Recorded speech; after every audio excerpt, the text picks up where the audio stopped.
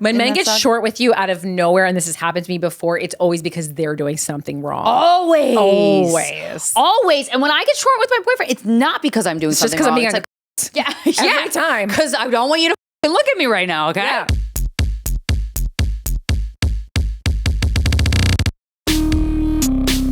Welcome to Guys We...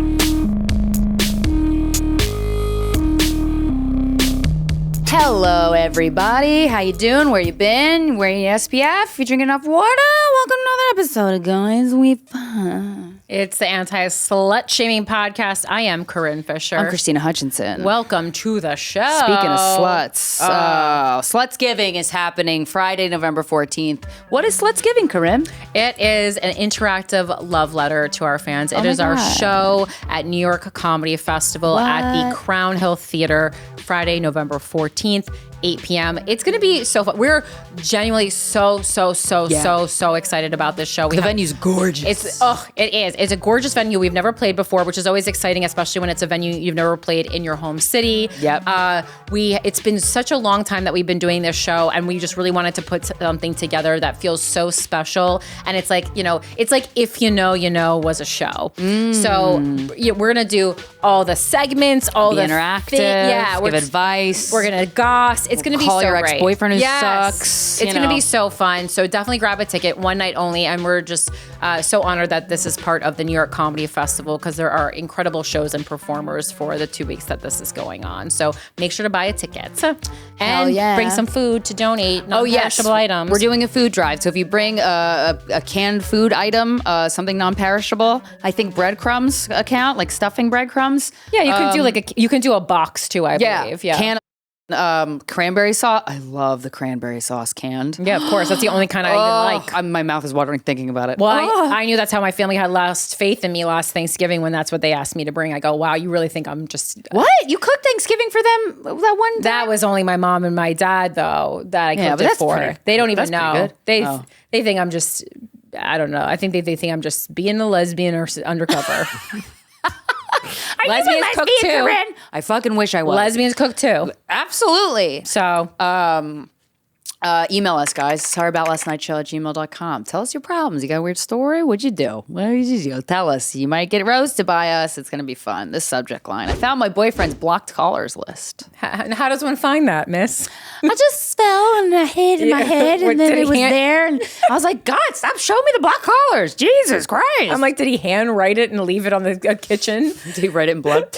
Hi, Corinne and Krystyna. Looking for some big sister advice. I've been with my boyfriend for 3 years now. He's 31. I'm 26. Overall, we have a good relationship, but entering our second year of being together, I just started to get this gut feeling that something was off. Okay. That's always how it starts. So you've been together for 3 years, and then beginning of year two, something was off, and you're still going. Yeah. Well, sometimes you get a gut, and you're like, I don't know, man. And you got to circle the feeling for a while. You got to go, this feeling's still there. Oh, I don't. Sometimes you can't tell if it's a trauma response or if it's your discernment. He would become snappy for no reason. Joy. Everything I would do would set him off. Then somehow blame me for how he was being this way. How do you get through a year of that? I couldn't get through 2 weeks of that. Yeah, that's disgusting.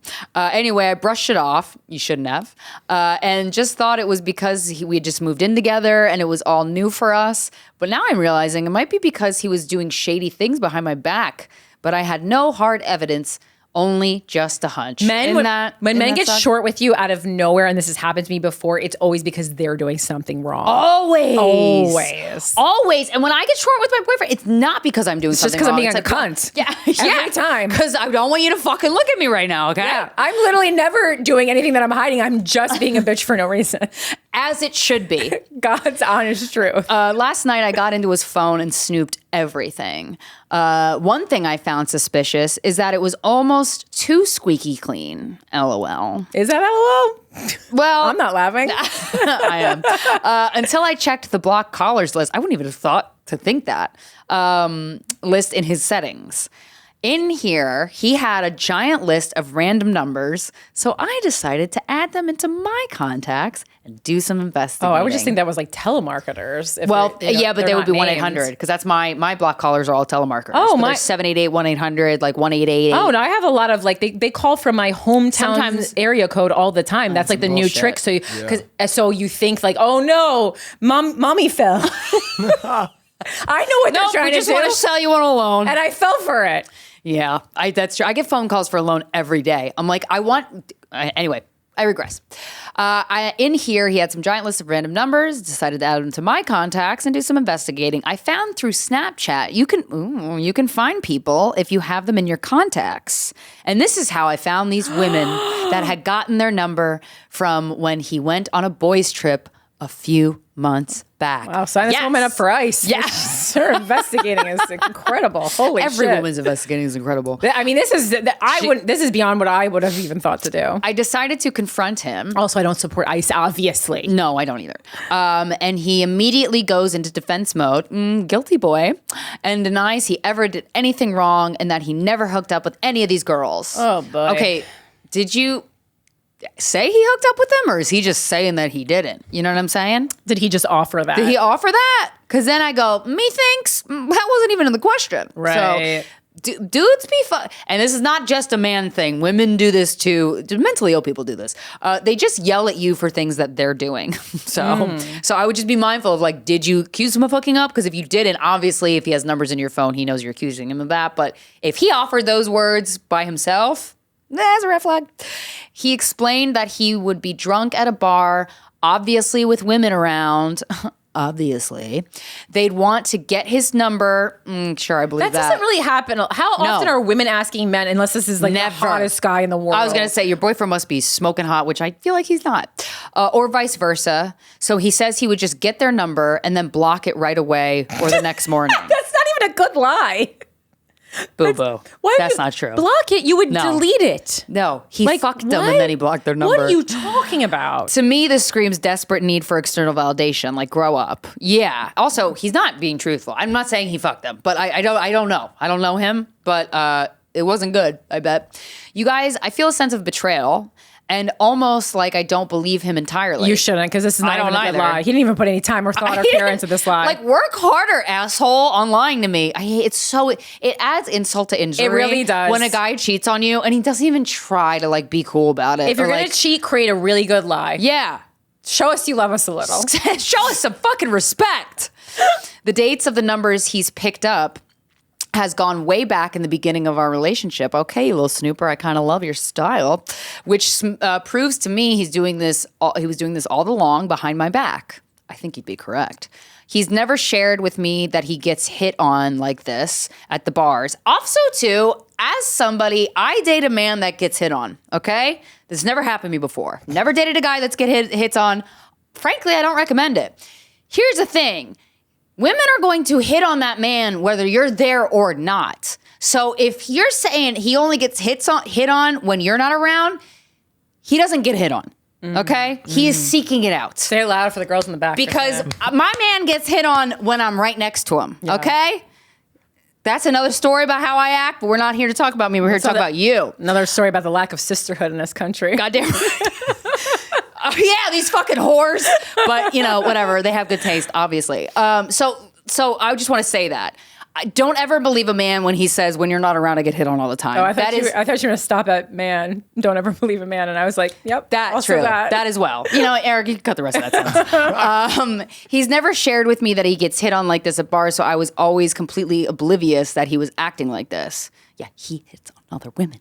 I need my sister's opinion and help on what I should do in this situation. Break up with him. We live together, have a dog, and a great relationship with our family and friends. Ugh, who cares about that? Yeah. Family and friends, whatever. Ew. Okay. Oh, he sucks. You're super cute. Yeah, you're too hot to be putting up with this behavior. You're way too hot for him. There is a picture you could have submitted where I go, oh, you're going to have to take some of this. That's why we ask for photos, but you genuinely don't have to take that. You're better looking than him, I You're think. way hot. You're a fucking dime piece. He's not unattractive. No. He's not unattractive. No, he's not. He has an But inviting smile. I also do want you to direct you to the attention of his forehead, because that It's a lot. hairline's going back. It's taking a vacation. And it's not to Turkey to get hair transplants. That hairline has senioritis. It's not showing up anymore. Come on, Corinne. Thank you. You're super hot and cool, and I like Yeah. your style. And obviously, I don't really know you, but So, in my opinion, best He's a lot of case mouth. scenario is kind of aligned with what you said, is that this is someone who, when they go out without you, they need validation. They need validation, and they get some sense of like masculinity and like worthiness by accruing girls' phone numbers, and that would explain why he like blocks them in the way that he does. Which I can believe there's a world in believe that which too. that is true. He's not texting him. He's not fucking him. He's not blah, blah, blah. But if we zoom out, if that is the case, Right. just say, in the best case scenario, that means he don't have no self-esteem. Right.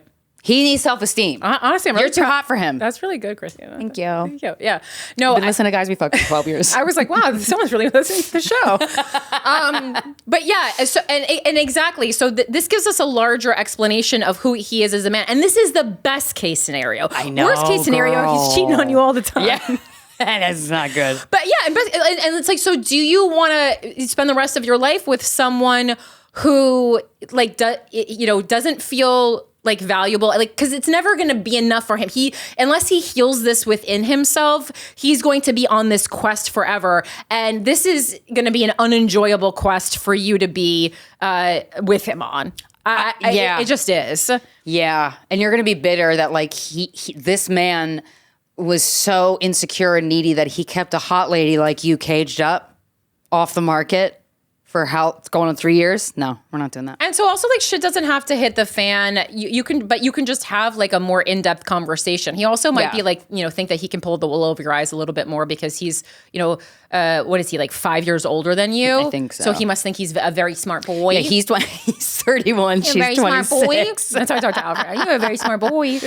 Also, you've been with him for 3 years. No one ever ends up with the person they were with when they were 24. So just saying, or 23. Yeah.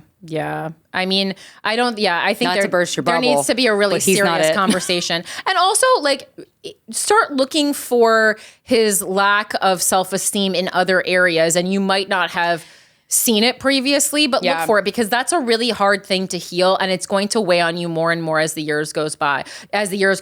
Also, like, go back to those alarms you felt at the beginning of year 2 and like retrace your steps a little bit.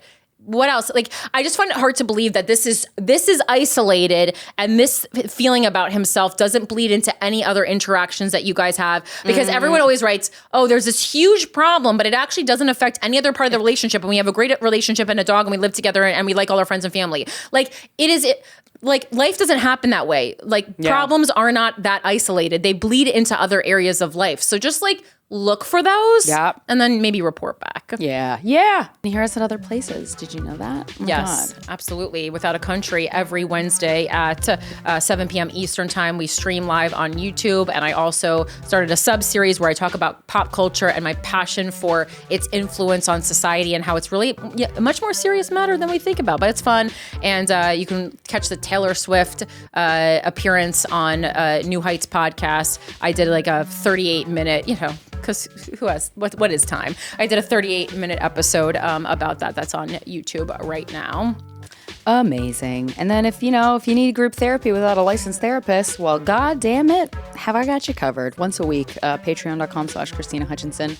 I'm releasing the fall schedule in a week or two. If you're listening to this after September, during September, then it's already out. And you can look at it for free. You don't need to be a member of anything to look at the schedule just to see if it aligns.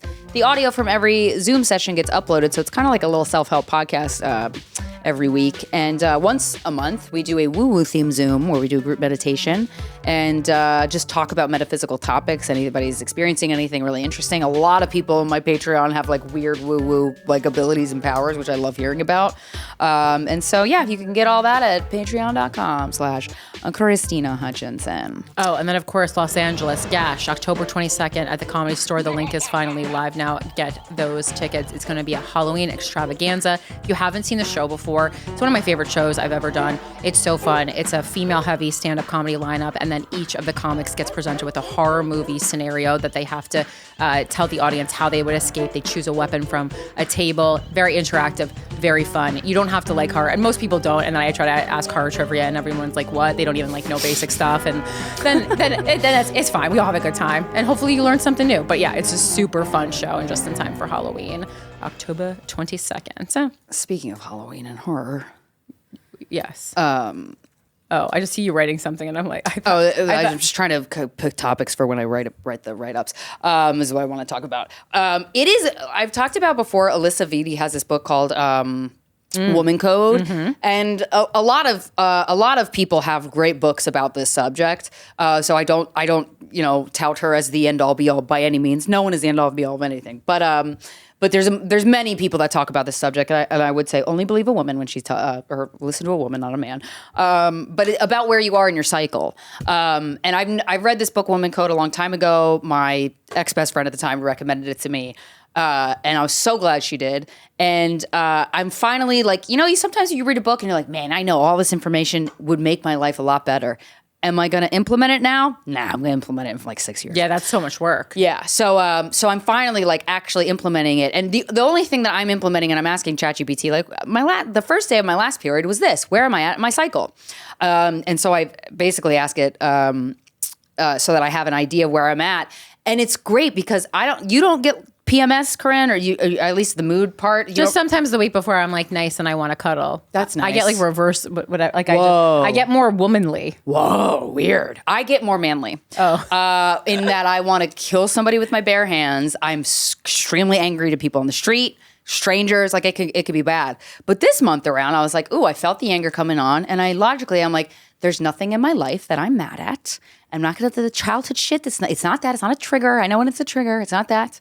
And then I asked ChatGPT where I'm at in my cycle, and it was like, oh, you're in the luteal phase, your prime PMS. Today of all the days is and I'm like, oh, fuck. And then I realized, and I was allowed to, I've been talking about my friend who's going through a very serious situation with this very abusive piece of shit man, who maybe one day will out. We'll see, but be scared. And I had a dinner with her, and it was so healing for us to all. We've been friends since we were 19. We've done bikini contests together, this girl and I. I won a year free tanning in a bikini contest. This is how far back this girl and I go. And we were talking about this really, really serious, fucked up situation that she found herself in at the hands of this abusive piece of shit. Like I said, be scared, because maybe I'll out you. And I know you watched the show. And but I was able to make her laugh. And we were laughing at stuff, genuinely laughing. It wasn't we need some comic relief for this tough situation. We were genuinely laughing, and that kind of laughter feels so good. So what I did when I was angry, and I asked ChatGPT where I was at, and it confirmed, yep, you're a real angry bitch today, Krystyna. I was able to make myself laugh about the anger, and it completely disappeared. And that is it's the first time in my life, I'm not kidding, where I have had the rage of 1,000 suns in me, which happens very often, and I actually made it disappear. I wasn't trying to make it go away. Because you had a logical explanation for why it was happening? Yes. And I wasn't fighting it. I wasn't resisting it. I wasn't trying to distract myself.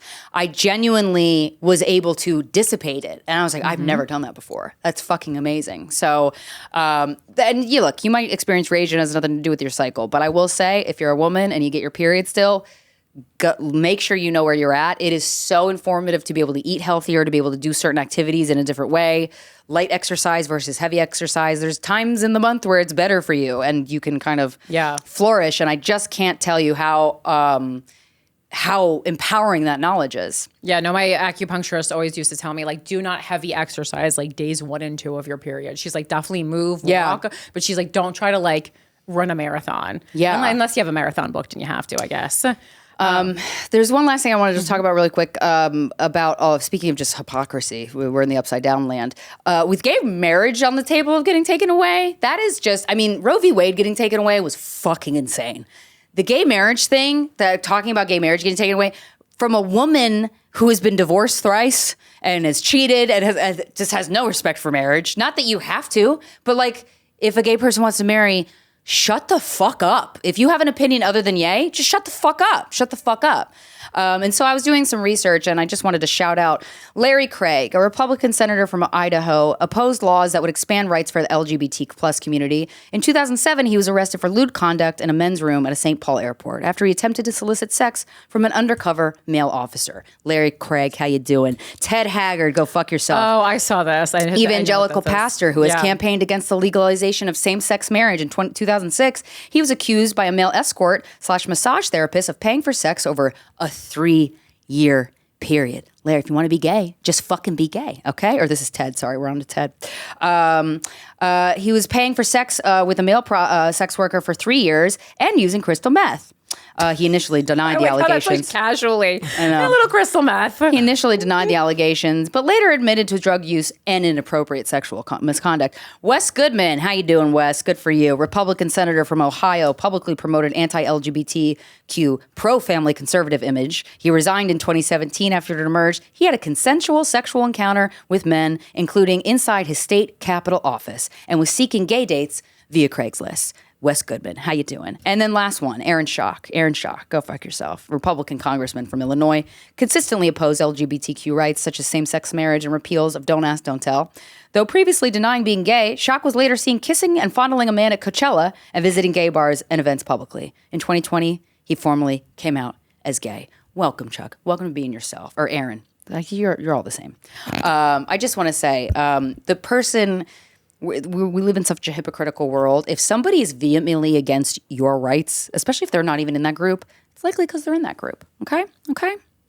Yeah, and then as all these like rights and get taken away or get threatened to be taken away, I obviously am super pro gay marriage. I literally phone begged for marriage equality because my friend was the head of it at the time, so I was really a part of that. But as we talked on here, a lot before, when Roe v. Wade was overturned. Didn't hear the noise from specifically the gay male community that I would have liked to, obviously. And so not to like point them out or say like, oh, now you get marriage taken away from you, you deserve it. Not that at all. But it's just a lesson in like, let's all support each other and try to fight for each other's rights and not wait till it personally affects us.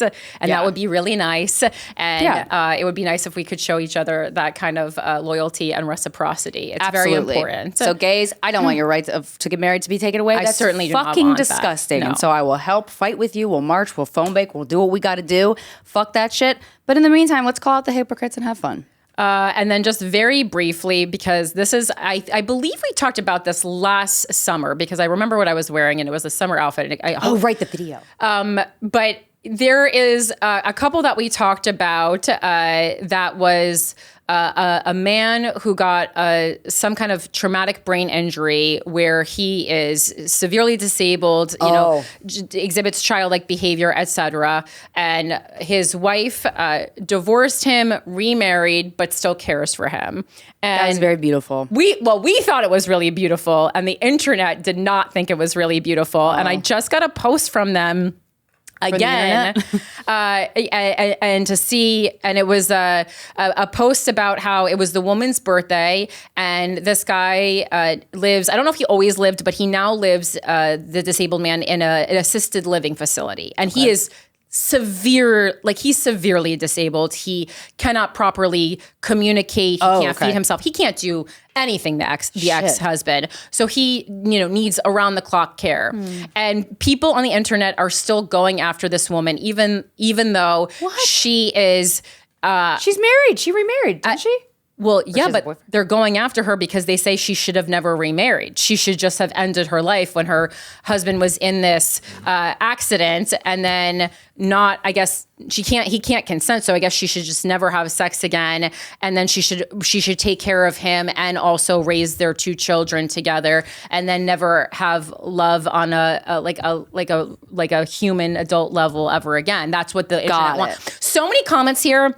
Well, all the comments from women are kind of the energy of like, I would stay with my husband no matter what. Well, you're dumb because you wouldn't do that you for shouldn't you. do that. And then in comparison, all the comments from men are not like, I would stay with my wife no matter what. They're all like, wow, you can't trust women these days. But none of the men are offering like the way the women are. An alternative solution or like. And I'm like, are you telling that? Yeah, like this one comment from Metro_Gooman, you know, he goes, this shit's disgusting. Laugh my ass off. This vows state in sickness and in health. You divorced him and then abused him by putting him up on your page for views and clout. You have no moral high ground. Women who are hyping her up, you are the problem too. Okay. Who hurt you, sir? Yeah. Yeah. This week on Who Hurt You? Yeah. Where did he touch you? Yeah. It is just and Jesus Christ. Like not only is I think she doing something like to me the vows are saying like not that I know we talked about this last time. I think I said kind of the same thing. Would we stay with because we talked about that. Well, the vows don't say I'll fuck you even if you have brain damage. That's illegal, first of all. That's rape. I believe. Yeah, because you can't consent. I hope it is. Yeah, maybe not in some states. But they say in sickness, like you'll be by their side. So she is showing the most loyalty. Yeah. She is making good on those vows, and not only that, but like she married this new husband, and he is now caring for That's beautiful. First of all, she didn't have the capacity to care for 2 kids and this ex-husband.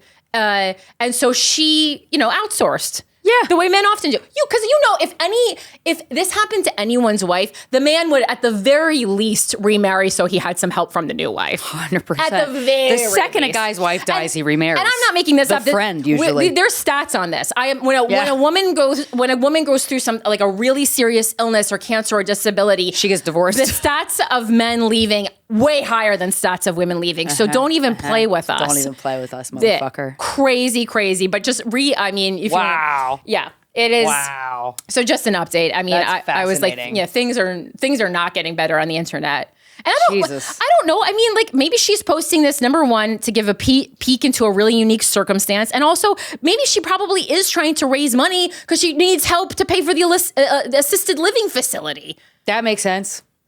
That makes a lot of sense. I don't think she's doing it, and her kids get to see her mother happy. Like maybe that was fucked up for them to see her with somebody. I mean, but she didn't divorce the guy right away. I mean, like, there's no coming back. There's no coming. He can't really look you in the eye. Yeah. No, he can't. And that's communicate. He can't move himself. He can't function. Like he needs. Wow, and that's the new husband. Yeah. The red? Yeah. Wow. Oh, he's hot. Yeah, and it's like also he's even hotter because he's doing that for her. Yeah, and like you're talking about, she's doing it for clout. Are you serious right now? She's getting attacked on the internet every single day. Yeah, no. I don't know. I do like, whether it's for clout or views or whatever, I do like seeing peeks into interesting circumstances or unique circumstances. I think it's a good opportunity that we have and a positive way to use technology. But of course, people always find a way to have a problem with it. So yeah, I know. Whatever. Anyway. Okay. Today's freaking guest. He's a legendary stand-up comedian. Mm-hmm. I don't think he was really promoting it. He's on tour all the time. So go see him live. He's promoting himself. He has a great podcast. He has a great podcast. He's always at the Comedy Cellar. He's just a staple in the New York comedy world and probably Los Angeles world too. And the comedy world at large. Yep. He's a legend. I'm sure you've seen him on your television screen. Ladies and gentlemen, give it up for the Sheriff of Comedy, Godfrey.